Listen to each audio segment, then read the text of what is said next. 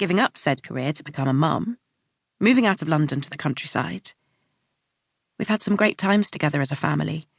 Holidays abroad, kids' birthday parties, cycling to the pub, winter evenings by the fire.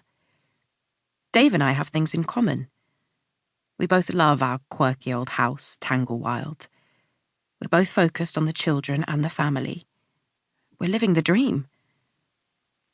Okay, I had to admit that lately we've been going through a rough patch. Me always complaining about the kids and dithering about whether I should go back to work. Him either working all hours at the law firm or else sitting idle, worrying about his billables target for the year. My halcyon 20s slipped away long ago. And now, at 37, I'm on a collision course with my 40s like a hurtling fast train. The house is a mess. Our sex life non-existent. Our days chaotic. Sometimes I'm not sure I like the person I've become. But still, we're happy. We're happy, I heard myself saying, sharp and loud to the checkout woman. I brandished the bottle for emphasis.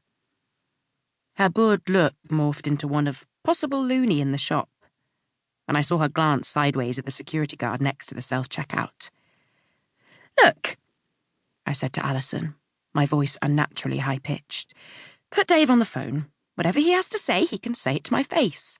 I'm not letting him off that easily.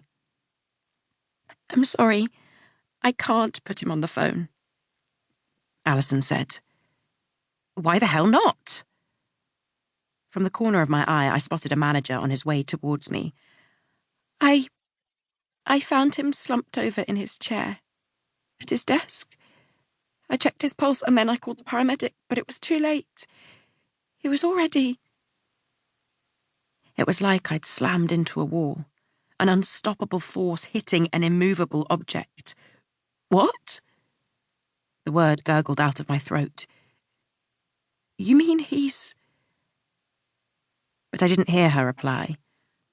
I held the phone away from my ear. My hand opened and the wine bottle crashed to the floor, shattering into a million pieces. And as the manager came over and the assistant called over the loudspeaker for the in-store cleaner, I collapsed against my bag for life, the bananas, the pull-ups and the loo roll, and my whole body began to shake, with the shock of life as I knew it coming to an end, and the shearing of my heart as it cracked in two. Part 1. Et in Arcadia Ego. 1. Prologue. The Lady's Secret by Philippa King. West Sussex, 1790. The river shimmered green in the sunlight, the remains of the picnic cast aside. She leaned back on her elbows and looked up at the spreading branches of the willow tree above, and the place on the trunk where Tom had carved their initials with the apple knife. Her eyelids grew heavy from the wine and the summer heat. Beside her, Tom knelt down and picked a long-stemmed daisy, twining the stem into a knot. Won't be long now, my sweet. Next week I come of age, and we can be married straight away.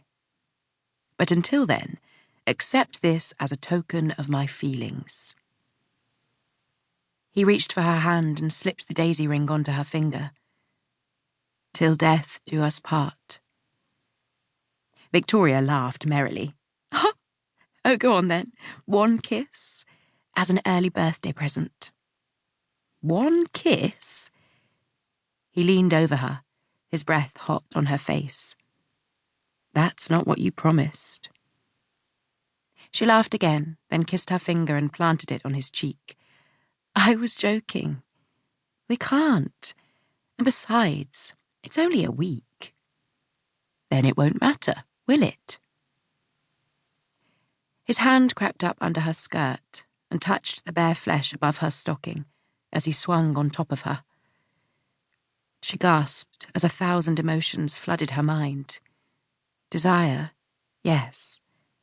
But surely it was wrong not to wait. Tom, she said,